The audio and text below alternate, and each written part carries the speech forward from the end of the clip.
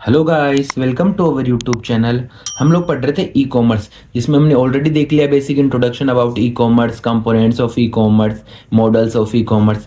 आज हम देखेंगे ई कॉमर्स एप्लीकेशंस कि ई कॉमर्स के एप्लीकेशंस कौन कौन से हैं। सो ई कॉमर्स एप्लीकेशन क्या होता है? So are the different areas where electronic commerce is use to perform business activities online. कि एप्लीकेशंस क्या होगी कि वो एरियाज जहाँ पे हम ई कॉमर्स यूज कर रहे हैं, ठीक है, टू परफॉर्म एक्टिविटीज। ठीक है, जैसे कौन कौन से एरियाज हो गए? सो types of e commerce activities कहाँ कहाँ? First one is E marketing. ठीक है, क्या है?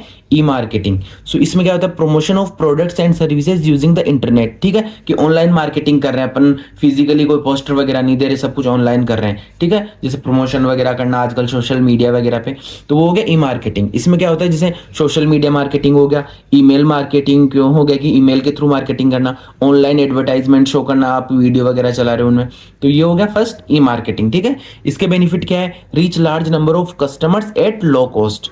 ठीक है, तो ये फर्स्ट एप्लीकेशन हो गया ई कॉमर्स का कि कहाँ यूज करें? ई मार्केटिंग में।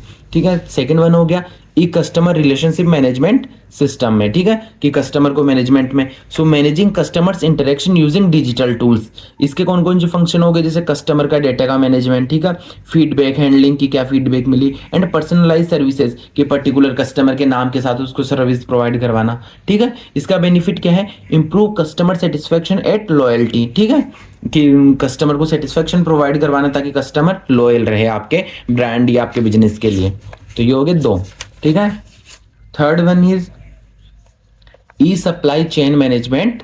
ठीक है, इसकी शॉर्ट फॉर्म होगी ESCM। इसमें क्या होता है? Managing the flow of goods and services digitally, कि जो गुड्स एंड सर्विसेज है, ठीक है, उनको फ्लो को ऑनलाइन प्रोवाइड करवाना चाहिए। ठीक है, इसमें क्या क्या चीज़ें इंक्लूड होगी? जैसे इन्वेंट्री मैनेजमेंट, ठीक है, कि आपका जो order processing and delivery tracking, कि आपको जो ऑर्डर वगैरह है, ठीक है, उसको मैनेज करना, जो ऑर्डर प्रोसेस हुआ नहीं हुआ वो सारी चीज़ों को मैनेज करना, डिलीवरी को ट्रैक करना कि कहाँ है कहाँ नहीं है, टाइम पे हो रहा है वो नहीं। ठीक है, वो सारी चीज़ें होती है ई सप्लाई चेन मैनेजमेंट में।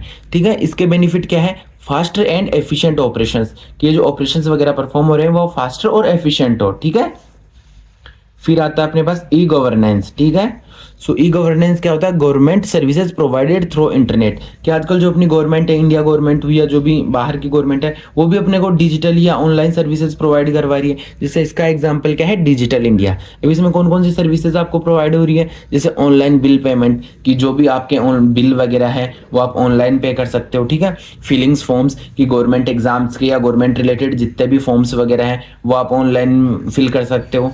अप्लाइंग फॉर सर्टिफिकेट्स, कि आपको अगर अलग अलग सर्टिफिकेट्स वगैरह के लिए अप्लाई करना है वो आप ऑनलाइन कर सकते हो, वो आपको घर पे आ जाएंगे। जैसे आपको नया आधार कार्ड चाहिए या आपको वोटर आईडी वगैरह चाहिए, वो आप ऑनलाइन अप्लाई कर सकते हो। सो इसका बेनिफिट क्या होगा? Transparency and convenience. ठीक है, तो ये होगा ई गवर्नेंस क्या होता है।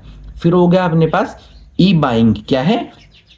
E buying, so purchasing goods and services online, कि कोई भी चीज़ है वो ऑनलाइन खरीदना, तो वो है ई बाइंग। ठीक है, बाइंग प्रोडक्ट्स फ्रॉम वेबसाइट्स, सो ये आपका क्या करेगा?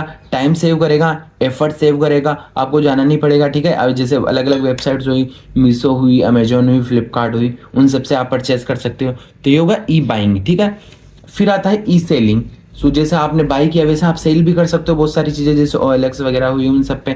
सो ई सेलिंग क्या हो गया? सेलिंग प्रोडक्ट सर्विसेज ऑनलाइन, कि कोई आपका प्रोडक्ट है सर्विस है उसको आप सेल आउट कर रहे हो ऑनलाइन, तो हो गया ई सेलिंग। इसका एग्जांपल क्या होगा? अमेजोन। ठीक है, इसका बेनिफिट क्या है? ग्लोबल मार्केट रीच, कि वर्ल्ड वाइड जितना भी मार्केट है आप सबको किसी को भी सेल आउट कर सकते हो। जैसे किसी को बाहर से भी आपके प्रोडक्ट पसंद आया तो वो भी आप डिलीवरी करवा सकते हो। ठीक है, फिर हो गया ई बैंकिंग। ई बैंकिंग नाम से पता चल रहा है कि बैंकिंग की सर्विसेज ऑनलाइन। सो बैंकिंग सर्विसेज थ्रू इंटरनेट। अब इसमें कौन सी सर्विसेज आपको मिलती है? जैसे फर्स्ट हो गया फंड ट्रांसफर, कि आपको कोई भी पैसे वगैरह ट्रांसफर करने हैं वो आप कर सकते हो। अकाउंट मैनेजमेंट, ठीक है, कि आपको अकाउंट वगैरह को मैनेज करना है वो आप कर सकते हो। ऑनलाइन पेमेंट्स, किसी को पे करना है UPI के थ्रू करो, डेबिट कार्ड के थ्रू, क्रेडिट कार्ड के थ्रू, वो कर सकते हो। एंड बेनिफिट क्या होगा ई बैंकिंग से? फास्टर एंड सिक्योर ट्रांजेक्शन, क्योंकि जो आपको ट्रांजेक्शन होगा वो फास्ट होगा, क्योंकि आपको बैंक जाने की नीड नहीं होगी, आप ऑनलाइन 1 मिनट में कर सकते हो। एंड सिक्योर होगा, ठीक है, इनक्रिप्टेड होगा। And last one is e retailing. क्या है e retailing? So online retail sales directly to customers, ठीक है, कस्टमर्स को कोई चीज सेल करना, वो गया रिटेलिंग। सो इसका एग्जांपल हो गया फ्लिपकार्ट। इसका बेनिफिट क्या है? 24/7 शॉपिंग कन्वीनियंस, कि आप 24 घंटे में कभी भी किसी भी टाइम शॉप वगैरह कर सकते हो। ठीक है, तो ये हो गया अपने ई कॉमर्स के एप्लीकेशंस की, कहाँ कहाँ ई कॉमर्स की एक्टिविटीज़ हो रही है, कौन कौन से फील्ड में और क्या क्या। तो इसी के साथ अपना ई कॉमर्स वाला टॉपिक यहीं कंप्लीट होता है। अगर आपको ये टॉपिक या किसी भी टॉपिक पे कोई डाउट हो तो आप कमेंट करके पूछ सकते हो। Thank you.